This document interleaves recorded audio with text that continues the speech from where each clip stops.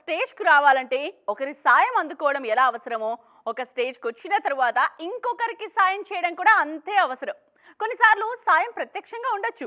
మరికొన్నిసార్లు ఇండైరెక్ట్‌గా ఉండొచ్చు. కానీ ఒకరికొకరు హెల్ప్ చేసుకుంటూ ముందుకు వెళ్తూ ఉంటే రిజల్ట్ సూపర్ డూపర్‌గా ఉంటుందన్నది ట్రూ. ప్రభాస్ సినిమాలో యూజ్ చేసిన బుజ్జి కార్ని రీసెంట్ గానే రైడ్ చేశారు నాగచైతన్య. అంతేకాదు ఈ కార్ ని తయారు చేసేందుకు కల్కి టీం పెట్టిన ఎఫర్ట్స్ ని కూడా ప్రశంసించారు. అంటే ప్రత్యక్షంగా కల్కిని చైతన్య ప్రమోట్ చేసినట్టేగా. ఇప్పుడు ఇలాంటి సాయాన్నే మహేష్ సినిమా కోసం చేస్తున్నారు ప్రభాస్. అయితే చైతన్యలాగా డార్లింగ్ చేస్తున్నది డైరెక్ట్ హెల్ప్ కాదు, ఇండైరెక్ట్ గా అన్నమాట. జక్కన్న మహేష్ సినిమాకి డార్లింగ్ ప్రీవియస్ మూవీస్ తో లింక్ పెట్టి ఈ విషయం గురించే మాట్లాడుకుంటున్నారు నెటిజన్లు. శ్రీరామచంద్రమూర్తిగా ప్రభాస్ నటించిన ఆది పురుష్ లో హనుమంతుడిగా కనిపించారు దేవదత్త నాగి. ఈయన ప్రస్తుతం రాజమౌళి మహేష్ మూవీకి సైన్ చేసినట్లుగా వార్తలు వినిపిస్తున్నాయి. ఆయన క్యారెక్టర్ డీటెయిల్స్ రివీల్ కాకపోయినా రాజమౌళితో తీసుకున్న పిక్ వైరల్ అవుతోంది. మరోవైపు మహేష్ కి విలన్ గా పృథ్వీరాజ్ సుకుమారన్ ఫిక్స్ అయ్యారు అన్న వార్తలు కూడా వినిపిస్తున్నాయి. ప్రభాస్ పృథ్వీరాజ్ సుకుమారన్ కలిసి సలార్ సినిమా చేశారు. త్వరలోనే సలార్ 2 సెట్స్ లో కలవడానికి రెడీ అవుతున్నారు. సో ఇలా ప్రభాస్ సినిమాలో నటించిన మెయిన్ ఆర్టిస్టులు మహేష్ మూవీ అవకాశాలు కొట్టేస్తూ ఉండడం ఇంట్రెస్టింగ్ గా అనిపిస్తోంది. ఇలాంటి వార్తలు వింటుంటే మహేష్ మూవీ ప్రీ ప్రొడక్షన్ పనులు యమా స్పీడ్ గా జరుగుతున్నందుకు హ్యాపీగా ఉంది అని అంటున్నారు ఘట్టమనేని ఫ్యాన్స్. ఎప్పుడు వార్తల్లో ఉండే వారి గురించి ఎంత మాట్లాడుకున్నా తరగదు. మనం మాట్లాడితే తరగదు సరే, వారి గురించి వారే మాట్లాడుకుంటే అలాంటి సిచ్యువేషన్ ఎదురైంది రష్మిక మందన్నకు.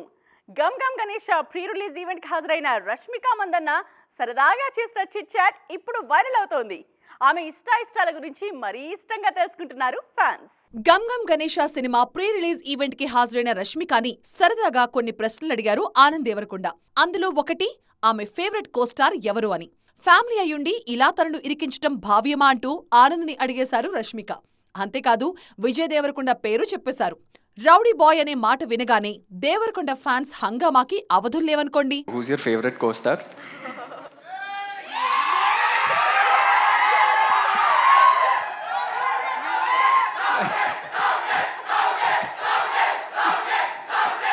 నిజంగానే స్పాట్ లో పెట్టారు. ఆనంద్ నువ్వు నా ఫ్యామిలీ రా, ఇట్లా స్పాట్ లో పెడితే ఎట్లా?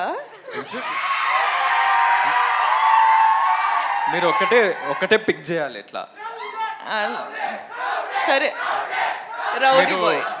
రౌడీ కాకపోయినా చిన్న రౌడీ అని చెప్పొచ్చు. చిన్న రౌడీ. ఓకే, ఆప్షన్ ఇచ్చాగా. వైరల్ అవుతున్నది ఈ ఒక్క విషయమే అయినా తన గురించి పలు విషయాలను షేర్ చేసుకున్నారు రష్మిక. నేషనల్ క్రష్ ఫోటోలు తీయడంలో ఎక్స్పర్ట్ అట. ఈ బ్యూటీకి దైవభక్తి చాలా ఎక్కువట. నిత్యం పూజలు చేస్తుంటారట. వినాయక చవితి తనకి ఎప్పుడూ స్పెషల్ గానే ఉంటుందని చెప్పారు మిస్ మందన. నేను జనరల్గా దేవుడు అంటే చాలా నమ్ముతా. So that's one. అంటే పూజలు కానీ బిలీఫ్ కానీ టెంపుల్స్ వెళ్ళడం కానీ అవన్నీ చేస్తా.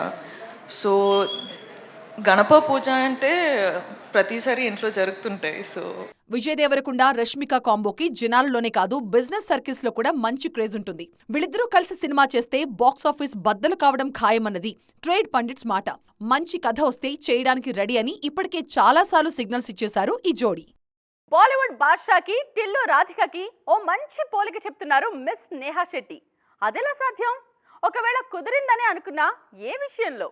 ఇలా రకరకాల అనుమానాలకు తెరతీశారు నేహా. గ్యాంగ్స్ ఆఫ్ గోదావరి మూవీతో ప్రేక్షకులను పలకరించనున్న నేహా ఈ మధ్య మీడియా ముందుకు తరచూ వచ్చేస్తున్నారు. గ్యాంగ్స్ ఆఫ్ గోదావరి సినిమాలో 90s టైమ్ రిచ్ కిడ్ గా కనిపిస్తారు నేహా శెట్టి. ఇప్పటిదాకా తనకున్న ఇమేజ్ ని ఈ సినిమా కంప్లీట్ గా మార్చేసింది అంటారు నేహా శెట్టి. సౌమ్యంగా అందంగా కనిపించిన దృఢమైన మనస్తత్వం ఉన్న అమ్మాయిగా కనిపిస్తారట గ్యాంగ్స్ ఆఫ్ గోదావరిలో.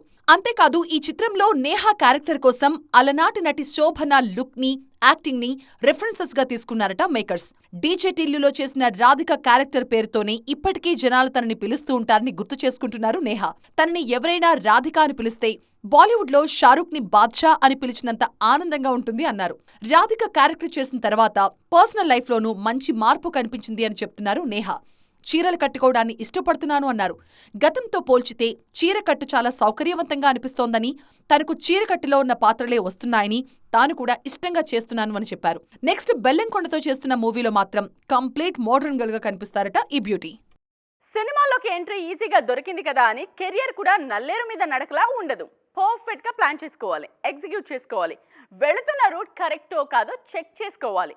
ఎదగాలంటే బోలెడంత కష్టపడాలి. అలా కాకపోతే బంగారం లాంటి భవిష్యత్ జస్ట్ అలా సాదాసీదాగా మారిపోతుంది. ఈ విషయాన్ని అనన్యకు చెప్పేవాళ్ళు లేరా? లైగర్ బ్యూటీగా మనందరికీ బాగా పరిచయం అనన్య పాండే. నార్త్ లో అప్పుడప్పుడే నిలదొక్కుకోవడానికి ప్రయత్నించిన ఈ బ్యూటీకి పాన్ ఇండియా సినిమాలో రౌడీ బాయ్ పక్కన ఛాన్స్ ఇచ్చి మంచి హెల్ప్ చేశారు పూరి జగన్నాథ్. లైగర్ ఫ్లాప్ కావడంతో అంత పెద్ద అవకాశాన్ని కరెక్ట్ గా యూజ్ చేసుకోలేకపోయారు ఈ బ్యూటీ. ఆ తర్వాత కూడా నార్త్ లో ఈ బ్యూటీ పెద్దగా కెరీర్ మీద దృష్టి పెట్టలేదు అనేది క్రిటిక్స్ చెప్తున్న మాట.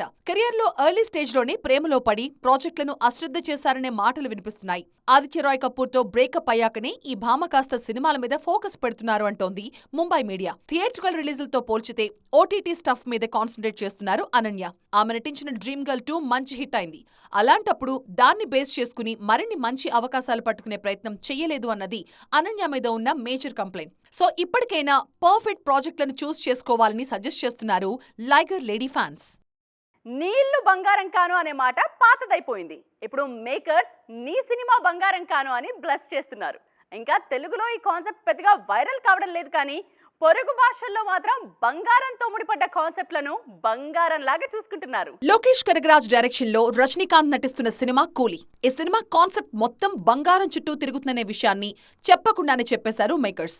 బ్లాక్ అండ్ గోల్డ్ కాన్సెప్ట్ లో రిలీజ్ చేసిన ప్రమోషనల్ కాంటెంట్ ని బట్టి గోల్డ్ కి ఎంత ఇంపార్టెన్స్ ఉందో అర్థమవుతోంది. ఇందులో రజనీకాంత్ గోల్డ్ స్మగ్లర్ గా ఇప్పటి వరకు చెయ్యని క్యారెక్టర్ లో కనిపించబోతున్నారు.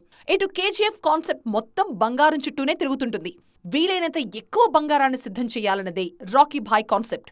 తాను సిద్ధం చేసిన బంగారంతో షిప్ ఎక్కిన రాకీ భాయ్ ఏ తీరానికి చేరాడు, ఆ గోల్డ్ ని ఏం చేశాడు అనేదే థర్డ్ పార్ట్ కి యూఎస్పీ. కోలార్ గోల్డ్ ఫీల్డ్స్ నేపథ్యంలో తెరకెక్కుతోంది తంగలాన్. కాస్త పీరియాడిక్ టచ్ ఉన్న ఈ సినిమాలో ఇంకో యాంగిల్ ని ప్రొజెక్ట్ చేయడానికి సమాయత్తమవుతున్నారు హీరో విక్రమ్. నార్త్ లోని గోల్డ్ బ్యాక్ డ్రాప్ లో ఒక సినిమా తెరకెక్కుతోంది. సైఫ్ అలీ ఖాన్ హీరోగా సిద్ధార్థ్ ఆనంద్ డైరెక్ట్ చేసే ఈ సినిమా మొత్తం జ్యువెలరీ థీఫ్ చుట్టూ తిరుగుతుందట. చూసారుగా, ఇవి వాటి సైన్మా 2.0 ముచ్చట్లు. మరిన్ని ఇంట్రెస్టింగ్ అండ్ ట్రెండింగ్ అప్డేట్స్ తో మళ్ళీ కలుద్దాం. దిస్ ఇస్ నేత్ర సైనింగ్ ఆఫ్.